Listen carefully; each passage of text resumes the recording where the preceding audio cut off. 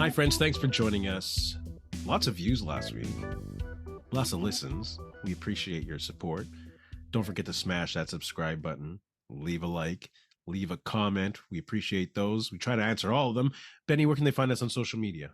Yeah, you can find us at Ray Benny Sports. At Ray Benny Sports, Twitter, Instagram, TikTok, Facebook.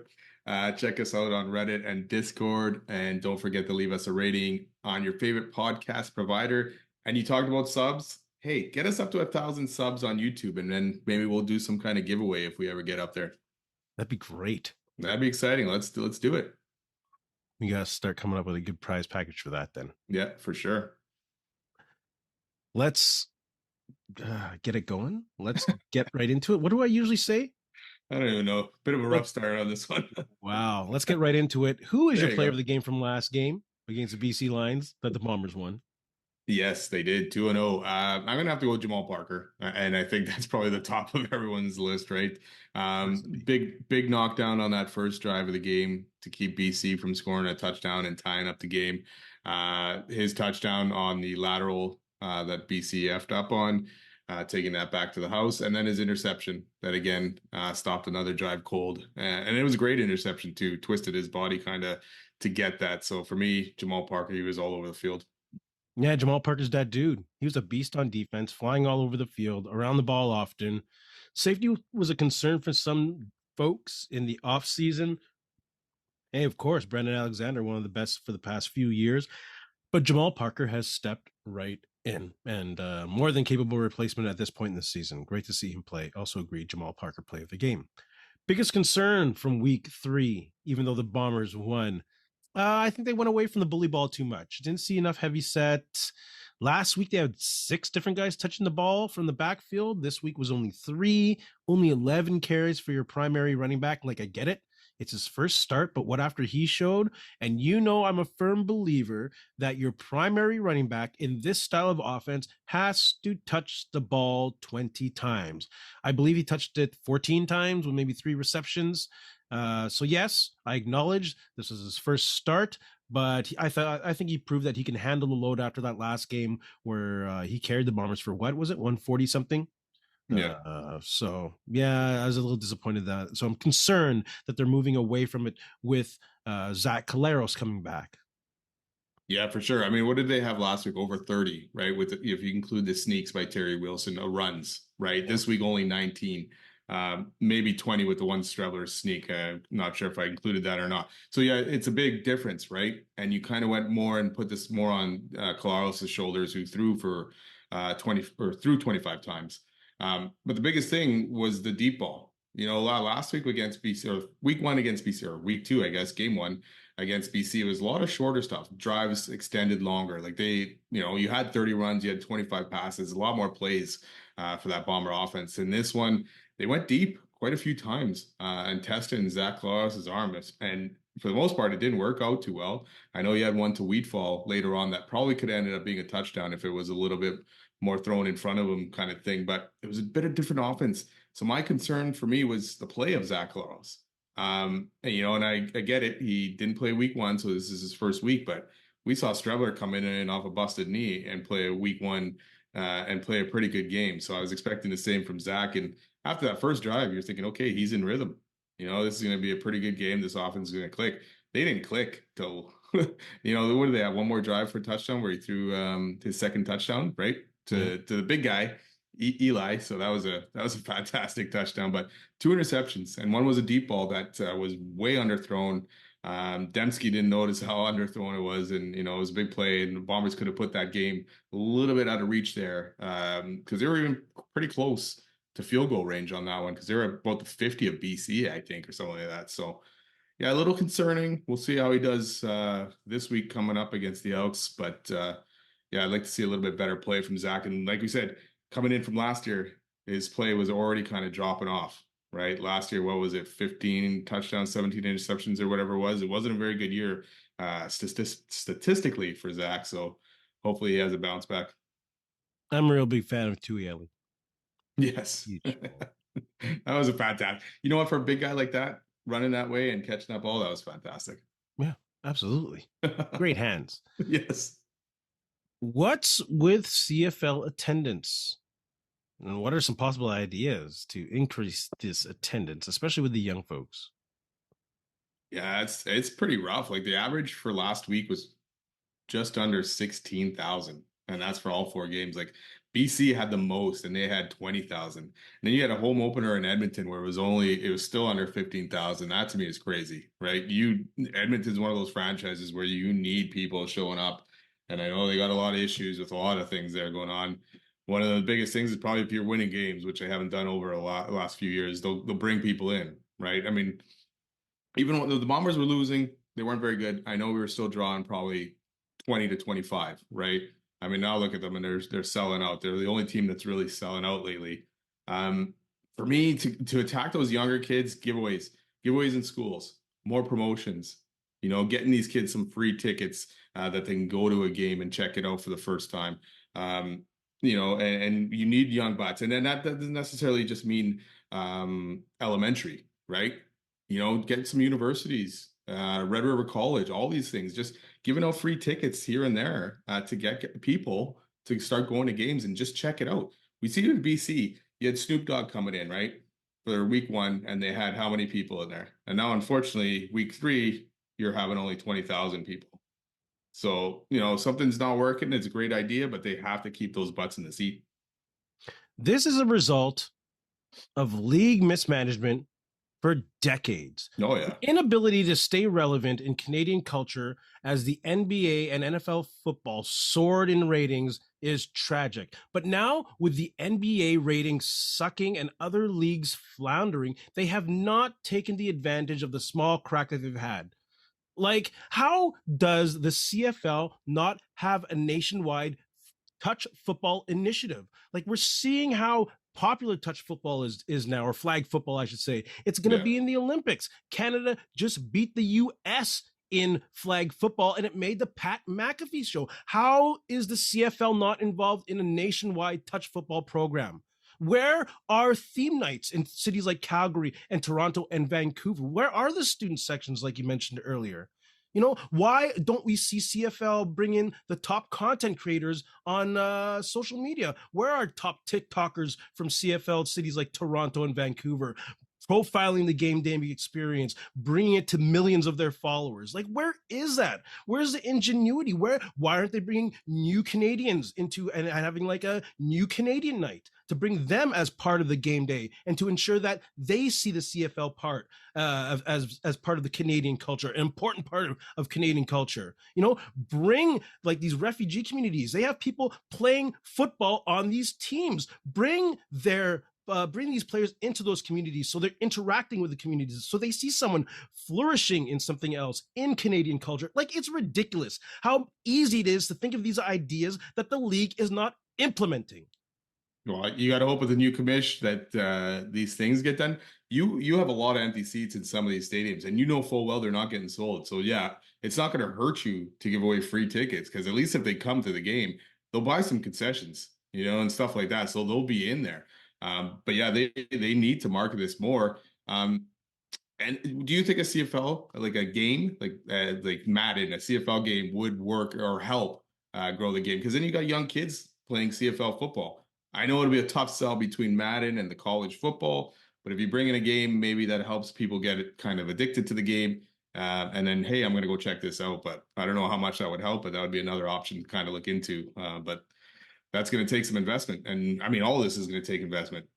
And the league, if this league wants to be around when we're not around anymore, because like I always say, like everyone says, the most people who go to CFL games are boomers or just under that, right? So you got to keep those young people going. My kid plays flag football, and I know on the shirt it does have a CFL logo, but other than that, there's no other mention of the CFL at all, or that the CFL is actually sponsoring these leagues, and it's popular. There is a lot of teams I know. playing flag football right now. And that's just in Winnipeg that I know. And I'm sure it's big all across Canada and even in the States. So they do need to do more to attack that crowd and, then give free tickets. Right. It's I going to know. be So, one of the biggest watched Olympic sports coming oh, up yeah. in the summer. Yeah, it's going to be exciting for sure. It's going to be a new sport out there in the Olympics, so people are going to be checking that Like, out. man, I just listed off some ideas. CFL, just use them for free. Stop being lazy asses. It's a joke for us who really love this game. How you've dropped the ball and refused to pick it up. There was a thing that the CFL started last year, I thought, with content creators, but I haven't seen anything since that at all. So I don't know what happened with that program or where it went. With all these starting QBs going down early, what is with all these starting QBs going down early? It's not good for the game, that's for sure. And I don't know what it is. Is it because of maybe shorter training camps, less contact in training camps? Like, I get it. You don't want people to get hurt with these big contracts, but you look back at the days of like Camp Cal and how hell it was. Part of that hell was conditioning long term for a season. Like, I get it. No pads, no contact, length of career. You want to preserve that. But again, does that mean you're sacrificing conditioning going into the season? Because guys are getting hurt early and often. You almost have to have a number two QB. You do in the Oh, you do CFL to now. survive. Yeah. Which a lot of teams actually do now. Like, Well, Harris could be out. Rourke missed. Drew Brown missed. Chad Kelly hasn't played yet. Davis Alexander might be hurt. Like, look at this. Look at yeah, this. 3 out of the 4 Eastern quarterbacks are probably out this week or have been out. We'll see what David Alexander. And for him, what was it, a hamstring? Yeah. So to me, is it like, do you not have enough staff to help these guys get prepared? Like that hamstring, when he was just running, like it seemed like a simple injury. Like he wasn't running fast or anything. He was kind of jogging off to the side on this play, right? Where he underhanded it and it just happened right after that. So yeah, do they not have enough staff to get these guys warmed up? Like you say, Rourke is out. Will he be back? So yeah, a lot of, and Trevor Harris now too with possible concussions problems or issues. So he may miss this week as well. Wasn't pulled. Um, Hey, Wasn't pulled from the game. no, no. So, but he hasn't been practicing this week. I know I saw something quickly that Corey May says he's should be okay, but we'll see what happens there. But yeah, and it's good that the league for the most part has good backup quarterbacks right now because that's usually not the case, right? But then you'll get like Dustin Crum, kind of guy. And I know that game was raining and it wasn't the greatest of weather and all that, but that was one of those games where you're watching and going, "Ooh, this is not good for the CFL at all," or anything like that. Um, but yeah, something's got to be done or something's got to be looked into. Maybe it's the fields, all turf fields, pretty much, right? That could be causing a lot of issues. Mm. But the thing is, and then there's injuries, obviously, but yeah, quarterbacks seem to be the ones that are dropping the most at any position. But then you got Brady Oliveira out too, right? So that's a quick injury right off the bat too. What's your week 3 revelation of the CFL? I think really it is that Montreal is the top contender in the East, and probably going to run away with that division. Already 3-0. Even without Davis Alexander, that guy looked fantastic. He looked great in that game against the Elks. He looked unstoppable. But then you had McLeod Bethel Thompson come in, and it dropped a little bit, but they were still moving that ball quite a bit. So I Yeah. think right now Montreal is that top team. I guess my week 3 revelation isn't necessarily attached to gameplay rather than week 3 leading up to game 4. And this goes back to league marketing again and dropping the ball.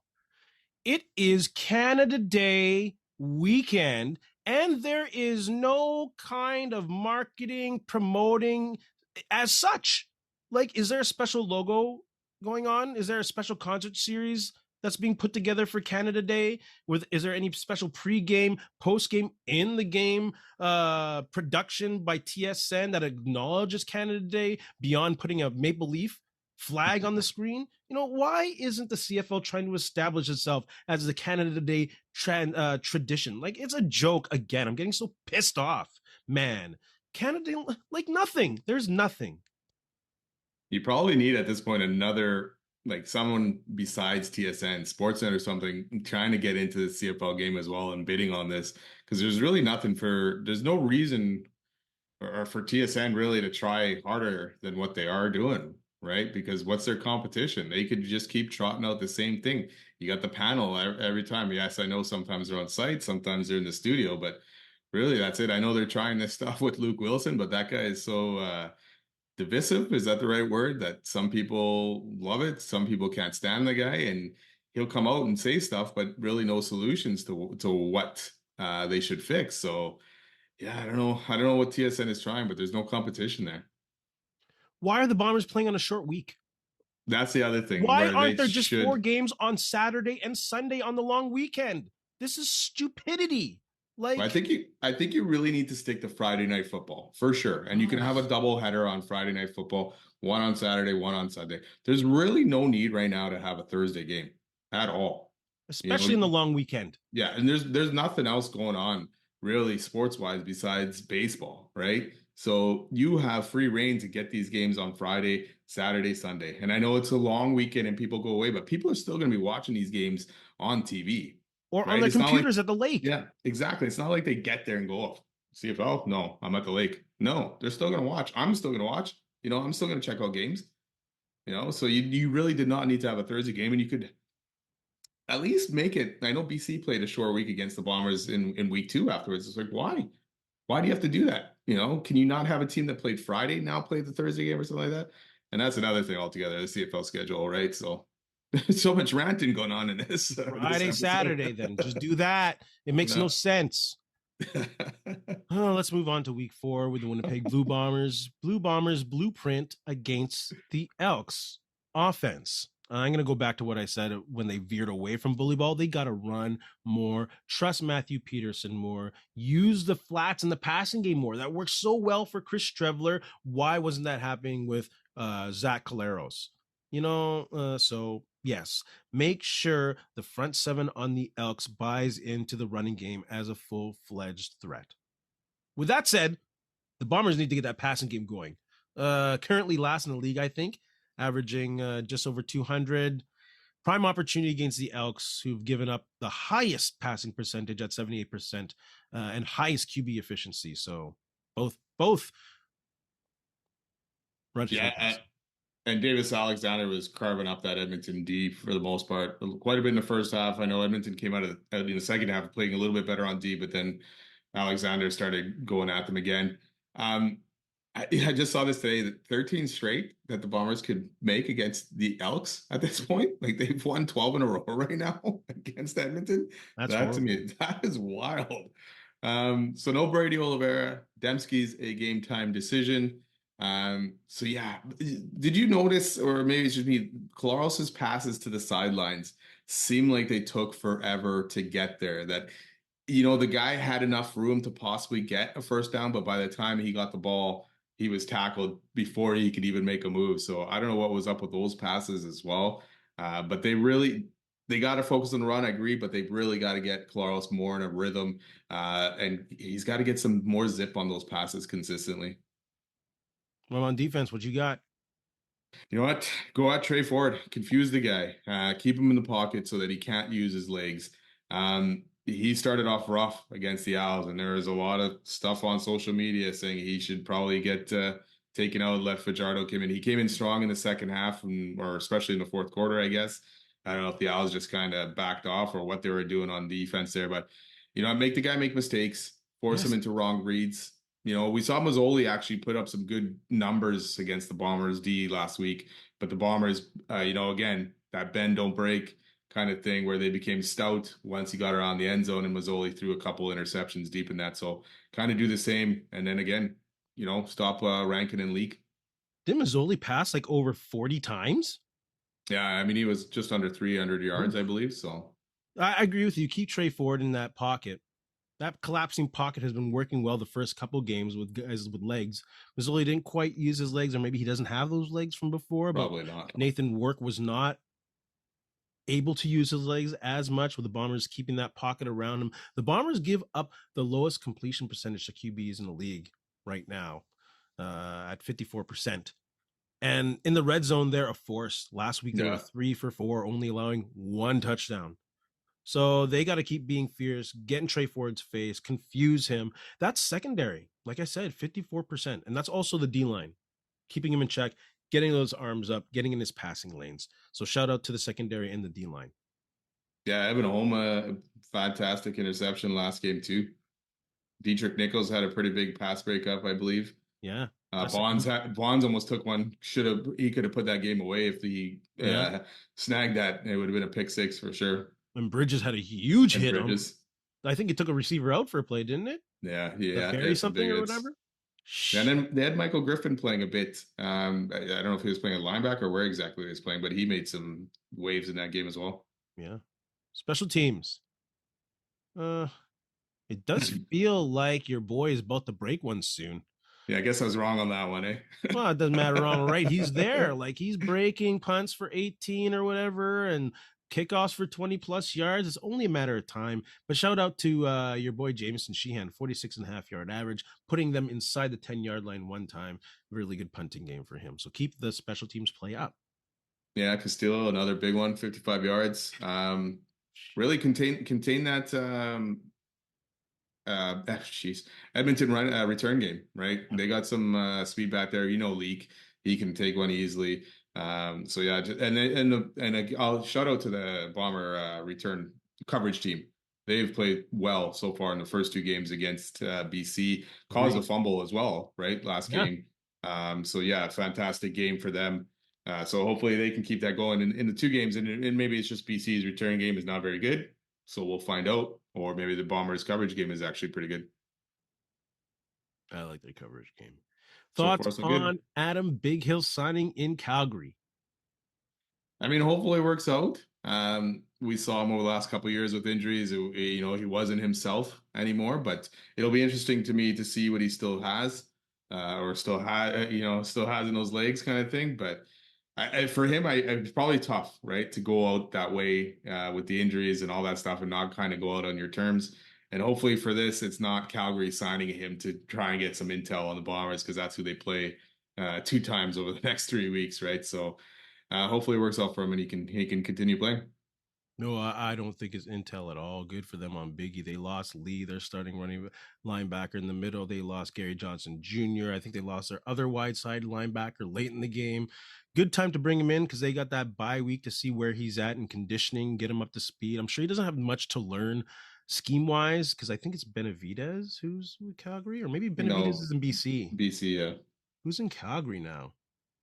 It doesn't matter. In the CFL, Well, terminology is almost all the same. It just depends on how you execute it. That's been said millions of times before, offensive, defensively.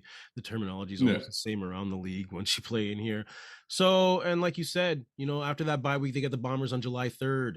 So they're getting ready just in case Lee doesn't get there. They Is that can. another Thursday game for the Bombers then? That is, right? July 3rd, Yeah, I think right? so because Canada Day's Tuesday. At least it's a week this time. It's not from Saturday to Thursday, but CFL schedule makers. It makes no sense. You don't need a computer to make a CFL schedule. Just use your no. brain. Use your brain. Well, and that's the thing, right? They got two games against Calgary in a matter of 3 weeks, and then I think they play the third game against Calgary, by August. So they're now done with BC and Calgary before we even hit September. Yeah, Winnipeg is, and that's crazy to me. So two mhm. division rivals. Fine if it's the East side, but division rivals. Those are the three teams that Big O's played for in the West. Do you believe the Elks are positioning themselves for another name change? I truly think that they're going to do everything except that. I don't think the league would allow a name change back to what it was. That would be ridiculous. It would be a media embarrassment for the league. People would be all over the organization. The saying, whatever, bad press is whatever, still good. Is this kind of press they do not need at this time. It would be horrible for the league, horrible for that organization, but they will do everything they can to make Elks game day feel like old team names game day. They had a truck with the old team name blazoned on the side. They brought back the old mascot last week. So they're going to do everything they can allowable to remind folks that it's the old name team, but I don't think they'll be allowed to change it to Elks.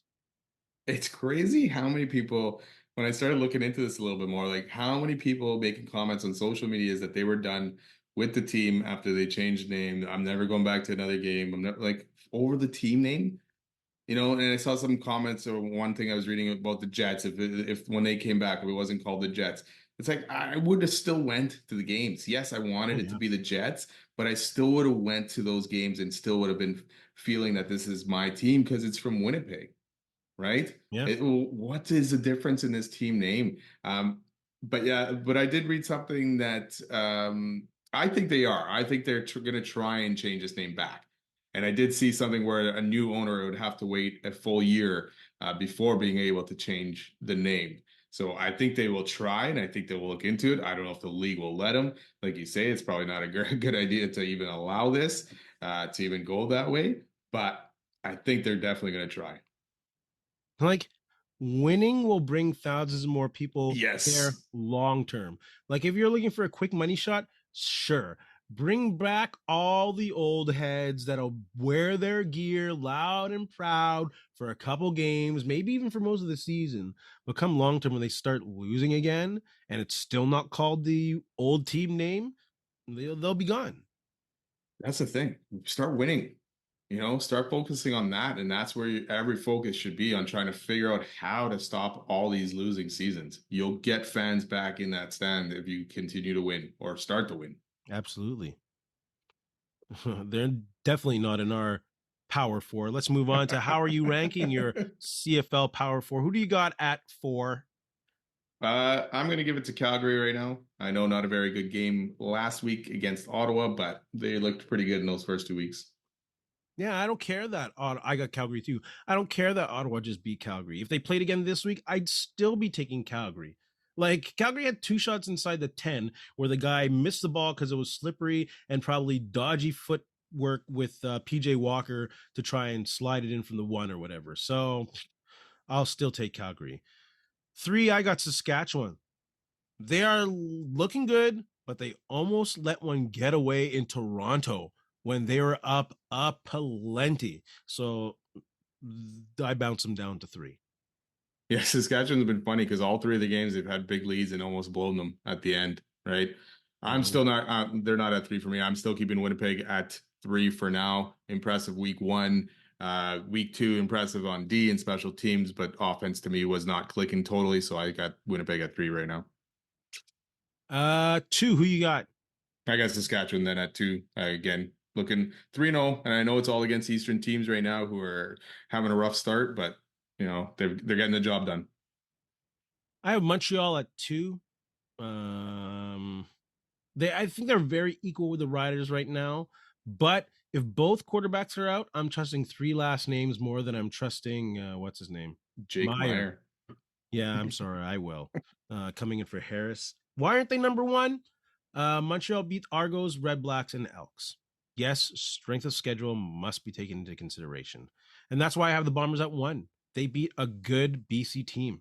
Uh, um, Admittingly, Mazzoli was starting for one of them, but they made Nathan Rourke look normal the week after he looked great. They have his number. They made a pretty decent defense look normal with Chris Strevler and with a bouts of greatness, but a lot of man from Caleros. They still were able to control the BC Lions with that stout defense. So I'm taking the Bombers at 1. I'm putting Montreal at one right now. Yeah, bit of an easier schedule, but they've looked impressive in all three of those wins. Their defense is balling. Davis Alexander looks good. And I know Edmonton made it closer than probably it should have been at the end of it. But again, that's fourth quarter. You take your foot off the gas a bit, and then your quarterback gets hurt. So yeah, I'm still putting Montreal right there right now. That was my last week's prediction. I was looking pretty good going into the fourth, bro. I'm like, they're not going to do it. And then they slapped 22 on them. Get out of here, please. CFL fans, put your power rankings in the comments section below. Let's go to CFL Week 4 predictions. Edmonton, Winnipeg, who you got? I'm gonna have to take Winnipeg with this one. Short week that might help the Elks a little bit, but I think Winnipeg still takes this one. Yeah, Winnipeg defense is too good. Montreal at Hamilton. I'm going to take Hamilton in this one. And that's actually going to leak into my bold prediction for week 4. So I'll go deeper into it on that one. But I'm taking Hamilton to win at home against Montreal. Yeah, I haven't been too impressed by Hamilton's start. The offense is looking good again. Defense, not so much. Even with Davis Alexander, I'm 3 last names. Doesn't matter who's starting. I'm taking Montreal in this. BC and Saskatchewan, who you got? This one's tough because who's starting at quarterback for either of these teams, right? You know, if Rourke is starting for BC and Harris is starting for Saskatchewan, I'm taking BC. You know what? I'm taking BC either way. Mazzoli, even if it's Mazzoli and Meyer. I'm going to go Saskatchewan at home. They're looking real good. Both defenses kind of be messy this year. But the Riders have been looking good early on in the season for the past couple seasons, so I'll No, yeah. buy into them early in the season. True. If it's Trevor Harris versus Mazzoli, then I'd probably take Saskatchewan. But Maybe Mazzoli got yeah, some game under him though. yeah, Might be better next game. he had some good yardage and numbers in that. He just the boneheaded mistakes that he makes, right? Yep. You Yep. Yep. know? Toronto at Ottawa. Ottawa going off the momentum on the win last week, and the Argos defense still not settled. Argos offense still, oof. I'll go Ottawa at home.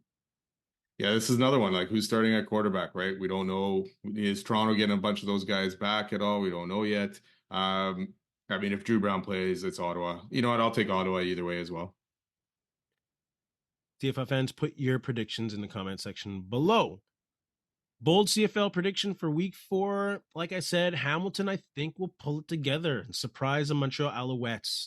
I think even if Davis Alexander is good to go, the hamstring probably would hamper him, keep him in the pocket more, limit his mobility. Hamilton's only given up 1 TD in the air in 2 games. That's secondary with Amos, Dozier, and Stubblefield that they put together in the offseason have been really good, and they still have Katz and Tonis as safety. So, and Bo Levi putting up 300 a game, and Kenny Lawler being number 2 receiving yards with only 2 games under his belt. I'm going to take Hamilton, in this one. Or, sorry, bold That's your prediction, bold. Hamilton. Yeah, that's right. Bold prediction, Hamilton in this one. That's right. Still 0-2 though, even with all those fancy stats. For sure. That's why it's a bold prediction. All right, my bold one. I don't know if it's bold or not, but I am going to say that Cody Fajardo finishes the game for the Elks tomorrow. Yeah, I think Trey Ford may have a tough time with this Bomber D the way they've been playing. I mean, obviously, you never know how a game goes, but the fact that it's in Winnipeg, already over 30,000 sold. I mean, they're trending again towards another sellout. I think it'll be tough on them, and I think Fajardo comes in and finishes this one up. That'd be crazy. I think that could happen. That's a good prediction. I don't want to see it because obviously we've talked about this. It'd be great for Trey Ford to have this success, but he's been hit and miss so far in these 2 games. So hopefully, I obviously don't want to see him light up the Bombers or anything tomorrow. No, but have a decent game, I guess. But not too much hopes for that. We'll see. Yeah. Let's move on to some NHL talk, Winnipeg Jets talk. Thoughts on Jonathan Toews? Good move. What are your thoughts on that? Really depends what the Jets are expecting and what they're looking for from this guy. A good move in sense that he's coming back to Winnipeg kind of thing. But, contract wise, it's $2 million base, which surprised me. And with incentives, games played, even a Stanley Cup win, it could get up to $7 million, which crazy. But if he win the Stanley Cup, hey, let's go. But yeah, I don't know where are you expecting? Is this going to be our second line center guy? Like, Lowry's that third line guy kind of thing. You have enough fourth line centers going on. So if they're expecting Toews to come in and be that guy that's going to start, lighting it up and putting up some numbers, I don't like it in that sense at all. But really, are you going to pay this guy to be your fourth line guy and shove him down there on the fourth line playing only 5-6 minutes? Plus the baggage and the history with Toews and the whole Kyle Beach stuff and all that never got cleared, or where he stood on all that and what he knew. So that kind of sits in the back of my mind a little bit, still bothering me. But for the Jets as a hockey team, yeah, I guess it's a decent move for them. Yeah, I don't know if we'll find out early in the season if it's a good move or a bad move. I think we'll find out quite early if he's ready for it. He'll probably have to play maybe second line or third line minutes early in the season, depending on Lowry's preparation or rehab or whatever. For the money invested, I think it's a good deal. I'm very cautious about it still. I still would love to see Cole Perfetti get a shot at that 2C going into training camp. I would expect Jonathan Toews to be more like a Corey Perry type player. Not in regards to bringing energy and bringing that agitator, just in regards of minutes wise and bringing that veteran leadership, bringing that defensive, offensive play that he did so well in Chicago. And of course, people are going nuts about his face-off percentage because he's very good at it. 57%, I think, career-wise, one of the best. And of course, media story-wise, he's from Winnipeg. So yes, I think it's a good move. Uh, does it maybe set back a guy like Brad Lambert? What happens to what's his name? I was about to say David Gustafson. David Gustafson. What happens to a player like that? Does it push them down the line, and is it worth a push? So we'll see. But I think it's a Yeah, good move for now. 37 years old, coming up, not playing for what, 2 3 years, 2 years for Yeah. sure, three. So it's going to be tough, and he's going to have to be relied on a lot, depending on what the Jets do in free agency and what guys step up. In training camp. Lowry's out. He's out till at least November, right? Yeah. And hopefully it is just November kind of thing. So he's going to have to play a pretty big role to start the season off because behind Shifley, the center, and Lowry, the center depth is not there yet for the Jets. And could it be Brandon Yeager coming in? Brad Lambert, will he take that next step?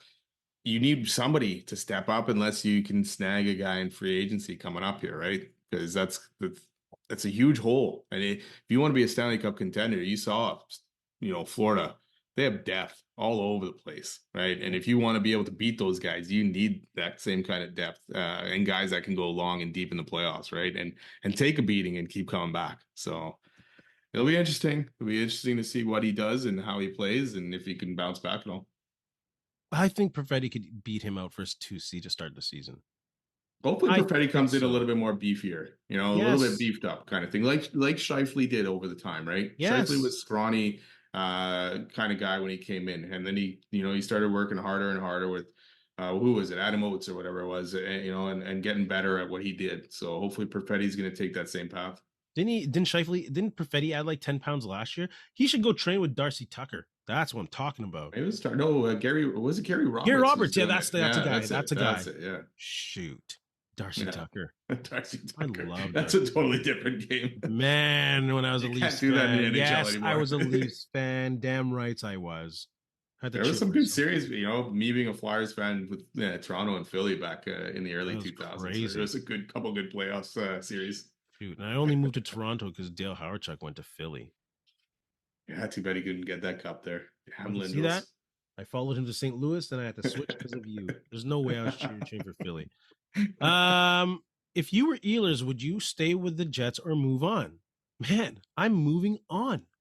Why would I stay with a team that has me seventh in ice time on forwards? Are you crazy and not getting solid power play minutes?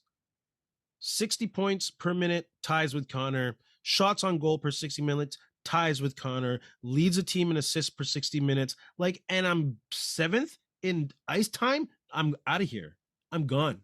As a fan, I want to see him stay. For the life of me, I want to see him stay. But if I was Ehlers, which is the question, I'm gone. Yeah, I totally agree with you on that.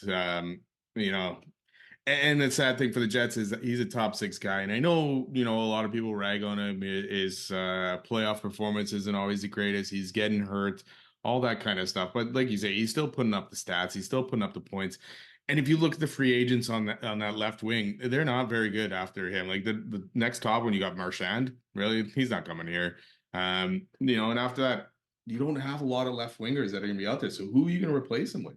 Yeah. Unless you think Lambert or Chipikov can step in and play this year and are going to be able to fill those points. I don't see it. So I think for the Jets, he's your best guy out there. But for Ehlers, yeah, time to find a spot that's probably going to, I don't know what the right word is I'm trying to look for here, but probably rely on you a little bit more and know that, hey, you can play first line minutes and top power play minutes.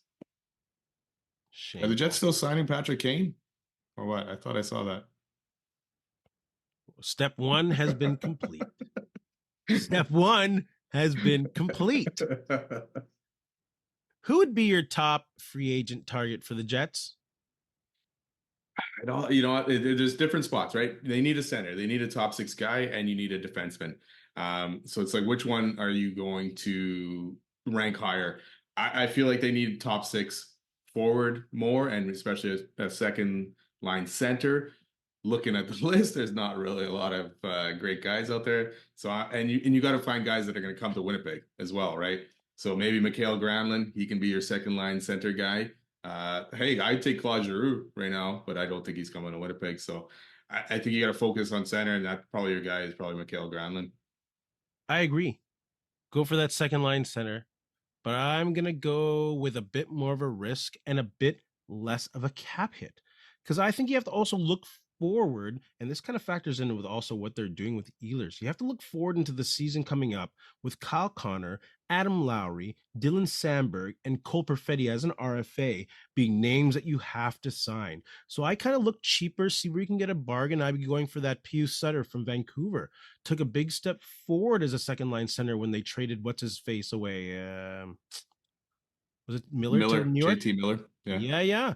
He's a good two-way player that might fit into Arneo's system really well. Might not put up a lot of points, but at the same time, if he could put up a solid 50 in between someone like Ehlers and who knows, someone like Perfetti on the other side, that might be a really good investment, and he might sign long-term. So I'd say someone like Pius Sutter, if not Sutter exactly. Yeah, I had him on my list as well. Just looking right now, he's 29. So yeah, if you can get him for a 4 or 5 year deal kind of thing, bring him in.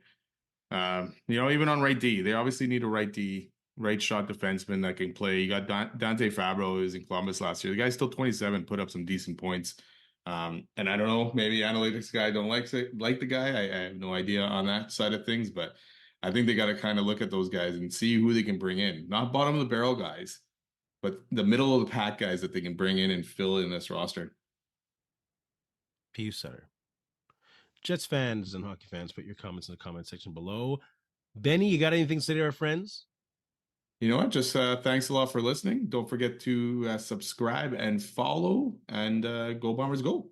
Yeah, enjoy the game on Thursday. I hope to make it out there if I can make it through that traffic. Again, on Pembina and University Crescent. If I'm there longer than 10 minutes, I'm going to get out and just leave. I'll leave the car there. No, just leave your car there and walk. That's right. To the game. Yeah, exactly. Yeah, I guess so. Eh? Just park it sideways and figure something out. Park it on the grass. Or maybe I'll just put it with my flashers on like I'm a construction worker. There you go. Put a vest on, walk to the game, come back. It should still be that, right? Yeah. Oh, yeah. It won't get towed. Oh, gosh. Traffic. In the words of LeVar Burton, we'll see you next time. Hey, friends and neighbors, don't forget to check us out online on Facebook, TikTok, Instagram, and Twitter at Ray Benny Sports. And don't forget to check out our YouTube channel. Leave a like, leave a comment, tell us what you think.